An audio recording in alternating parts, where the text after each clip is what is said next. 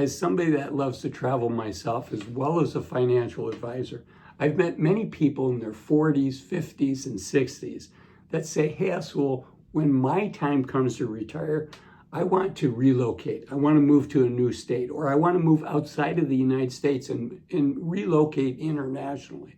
So whether you're planning on relocating in your existing state, a different state, or internationally, I want to share with you 8 hidden traps with relocating. And the first one has to do with selling your home and buying a new home.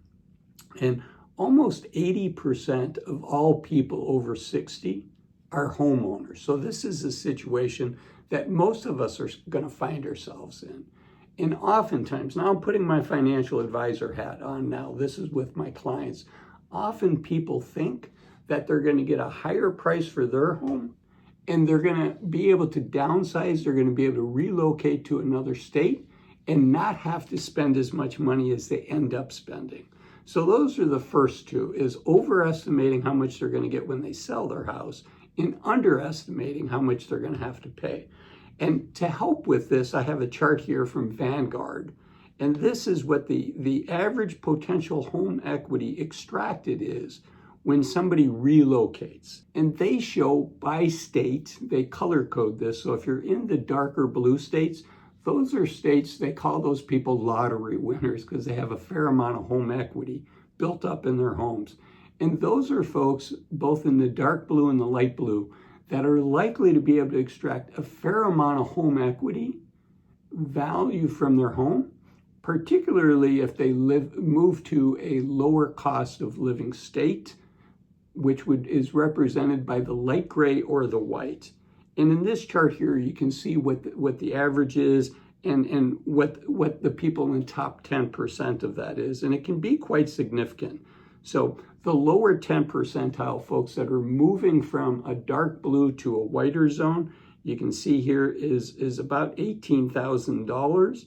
The median is almost $100,000 for those folks. And the people in the top 10%, they're pocketing almost $350,000 by selling a home in a more expensive area and moving to a less expensive area. So take a look at this chart, pause the video if you need to, and figure out and be realistic with yourself. Are you likely going to pocket money? What I've seen as a financial advisor is most people don't move that far, even when they do move. And even though they're downsizing, even though maybe they're going from 3,000 square feet to 1,500 square feet, often they don't pocket as much as they thought they would, because what tends to happen is they downsize from a square footage standpoint, but they upgrade from an amenity standpoint. They have granite countertops, they have nicer finishes in their new place. Okay, so those are the first two surprises. The next one is, if you're planning on getting a mortgage when you relocate, it can be really, really difficult to get a mortgage.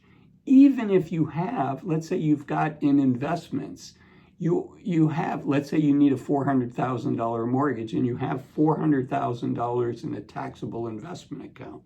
Mortgages are typically handed out, are typically approved, I should say, based on your income. And if you're not working, if you don't have an income, or if you have a modest income because you've decided to retire, it can be really hard to get a mortgage. So I just want to put that on your radar screen.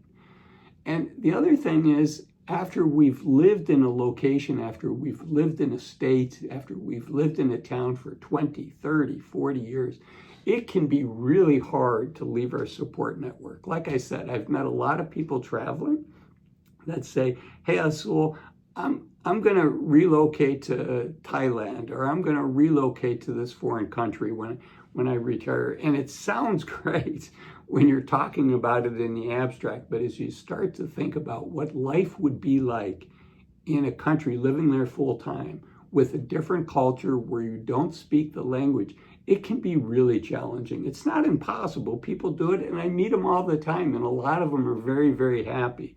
But this chart here, also from Vanguard, shows just how unusual it is for people in their 50s and their 60s to to relocate. So you can see younger people, 20 to 29, it's about a fourth of them move every year.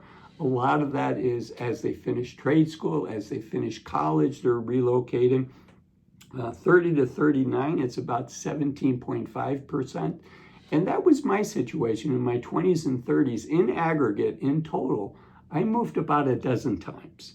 And then moving got a lot harder once I had kids and the kids were in school, and then I had roots. Then it became harder to move. People 40 to 49, 11%. So you can see this chart continues to go down as we go up in age. 50 to 59, it's only 1 in 12 of us, 8%.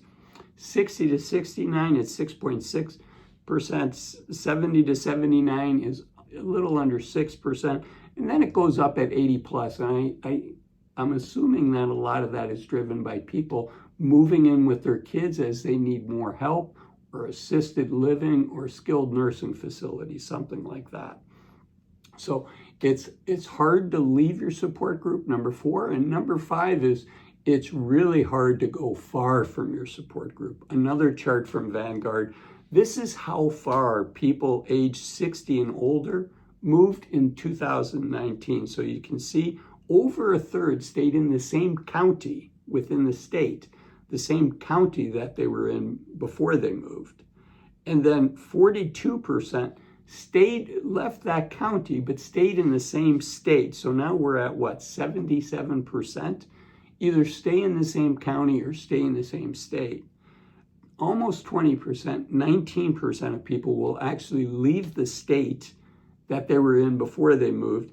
And only 4% are going to leave the country. Only 4% of people that relocate and this is just for people that are relocating. Only 4% are actually going to leave the country and maybe go to Vietnam, Thailand, Europe, wherever it is that they're going to go. So it's very unusual. It's very hard to do that. It sounds great, but we become different people as we age.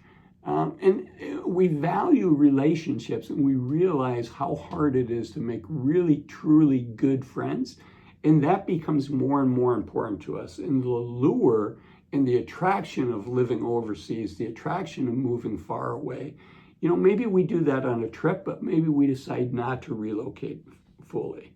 Okay, number 6 on this list of 8, and stick around because I've got some important bonuses I want to share with you.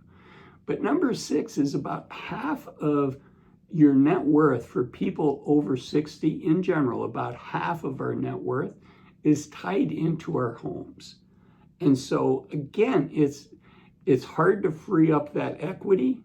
And even if we do free up that equity by relocating that home equity, now the question is, do we put that back into a home or do we rent? And like I said, about 80% of Americans over the age of 60 own their home. So as we age, it's just natural for us to feel like we want that comfort, we want that sense of security that comes with owning a house. But it can be hard because we also need that cash. We also need those investments to fund our retirement. So it's a difficult balancing act to do. This chart here is from the Federal Reserve, and it shows the household net worth by age.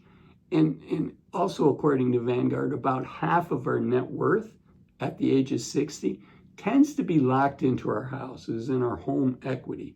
So about half of the numbers that the net worth that you see here is locked into that person, the value, the home equity of their home. So you can see for people 50 to 64, the average net worth, which would be the value of all of their accounts, retirement accounts, taxable accounts, as well as the value of their home equity. You can see that's about $365,000. Again, for most people, about half of that's going to be in their home. 65 to 74 is about $410,000, and 75 plus is about $335,000, a third of $1,000,000. So it's difficult to have the money outside of the home to pay for retirement. It's a difficult situation because on one hand, you want the liquidity in order to help fund your retirement. On the other hand, you want the security. And one of the things that I'll put out there from a security standpoint is even though you own your home, you don't, for most of us, we don't control our property tax. They're, in California, they have Prop 13, so they have a better idea of what their property tax is going to be. But in most states, we don't know what's going to happen to our property tax. So even though we own the home, the property tax goes up, the cost to maintain the home continues to go up, it becomes a hassle, and it becomes difficult to even get people to come and repair your home. And then property insurance. We're seeing a big rise of the rates, the cost of property insurance. So even when we own the home, there's a number of costs that we're still going to have to pay. Okay, and then I want to just, number 7 is to caution, don't forget about taxes. This is from Kiplinger's. The red states are taxes where it's more costly from a tax standpoint, a state tax standpoint. Those are the states that are more expensive, and the blue states are the states where the taxes, the overall tax burden is less. So taxes can be a big expense. And then we also want to balance these things that we want to do, maybe to be able to relocate. These dreams that we had, we want to balance it and be cognizant and aware of the cost associated with it, but we also want to be aware of the dwindling amount of time that we have left. Once we lose our health, it becomes a lot harder to relocate. It becomes a lot harder, certainly, to live in a foreign country. So balancing that out, and this is data from the World Health Organization that Jeff Knobs put in this chart. Thank you, Jeff. But you can see here the average American, USA, the average American loses their health at 66.1 years old. That's just 13 months after when we typically retire in the United States. So if you do want to relocate, yes, looking at the numbers is critically important, but also looking at the calendar is critically important. How much time do you have to have this experience, and how important is that experience for you? Okay, and then a couple bonuses. You can pause the video here to get a better look at it. But Visual Capitalist in Veroni did this chart here. It talks about the 10 best states to retire if you are thinking about moving states. And they look at it from an affordability, a well-being, healthcare, weather, and crime. And then they also have the 10 worst states to retire in. So I encourage you to look at that. And then this chart here by Madison Trust Company shows the average age that people retire in by state, and then also how much money that Madison Trust says that you need to have from that average retirement age until age 80 in order to live in that state. How much savings you need to have in order to live in that state. Super important, big asterisk. Just to the age of 80. So this isn't to 90. So if you're looking at a state like Texas, where the average retirement age is 65, that is to fund your living expenses from 65 to 80 in the state of Texas. And if you like this video, I know you're going to like this video here where I talk about the importance of thinking about when we retire. Remember that chart about when we lose our health. This video here talks about why retiring at 65 might be a big mistake. I'll see you in that video. Bye-bye.